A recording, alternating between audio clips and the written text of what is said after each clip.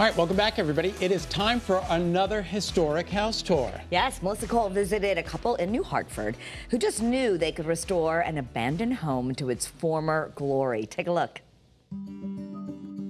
New Hartford residents Fran and Mark Stouffer had their eyes on this stately 19th century home for years.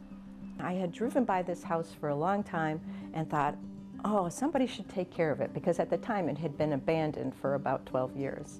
So we wrote to Foothills Realty and told them we were interested, and shortly thereafter, I got the phone call in 1986, and we didn't even ask the price. We ran there with our checkbook and bought it because we knew it was such a coveted piece of property. The Stouffers poured a lot of love into this Greek Revival-style farmhouse built in 1845. Being vacant for 12 years, obviously it needed work. it needed a lot of work. When we first came on the property, there were vines growing in the windows. We had to really get in here and start from scratch. And you actually modernized a little bit. Your old house was how old? 1804, and this is 1845, yes. Yeah. So we were, moving on up. The floors are a mixture of different kinds of woods. The oldest ones are the chestnut boards that you can see in front of the fireplace.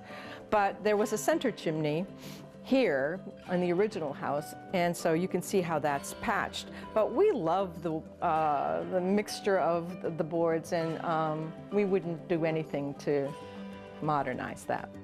You can see where the doors don't fit well because the house has settled over the hundreds of years, and but it's another kind of a cool feature that makes this is why we love it, you know, because everything is just not so. The couple added some bathrooms, including this one on the first floor. It's the only bathroom on the ground floor, so it's a half bath. Okay, that is the smallest sink I've ever seen. Yeah, we had to, I mean, he said this is as big as this is going to get, so you better find a small sink. It looks good in there, though. Yeah. While the kitchen has been updated, the windows remain. All the windows are actually the old ones, except we wanted more light, so we put in a new one in between. But yeah, you can see the old. Yeah, I can tell by looking at it, right? Wavy glass. Yeah. Wavy glass.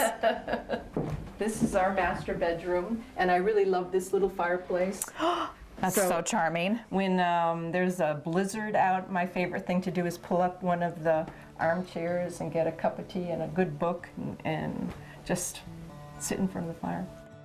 Upstairs, they raised the ceiling so Mark could fit.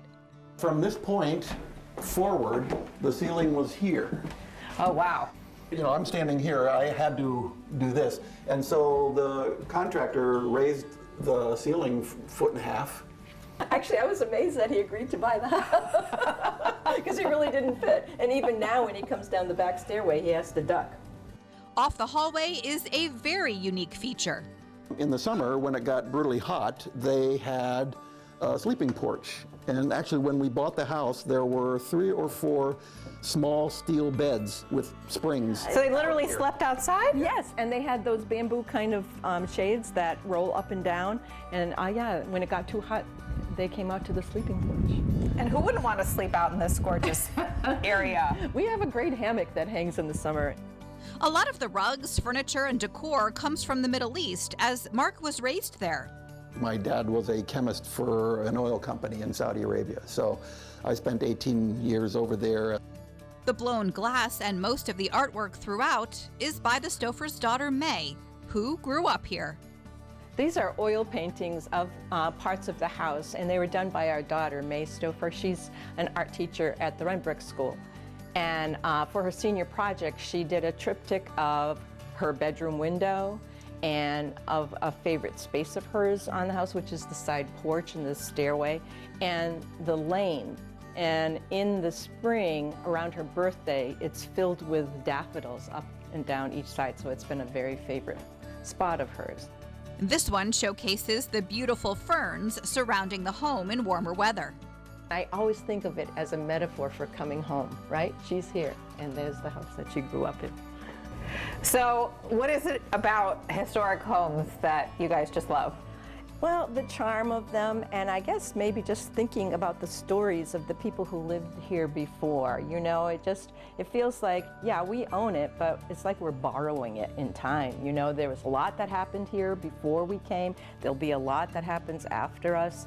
And there's something about that, a storied place, that really attracts me. So if somebody offered you a brand new 2025 house? No, this is home. Next on Melissa's tour of historic homes is our good friend Nora Murphy's place in Hadlime. Yes, she moved from Newtown to Hadlime. Yeah, and if you have a historic home, we have so many beautiful ones here in Connecticut, and you want Melissa to visit, you can send her the details. Her email is melissa.cole@wfsb.com. She'd love to come see it. Absolutely, Melissa, great job. And I know Eric Budney, our videographer and editor, did it. He just loves doing these pieces, and rightfully so. They do, both of them do such a spectacular Such a great job. He was able to series. get the wavy glass. That's just got to be amazing. hard to Good do. job to both of you. Yeah. All right, still ahead on this Tuesday afternoon, it's all about the vest for this week's Great Day Fashion. Yes.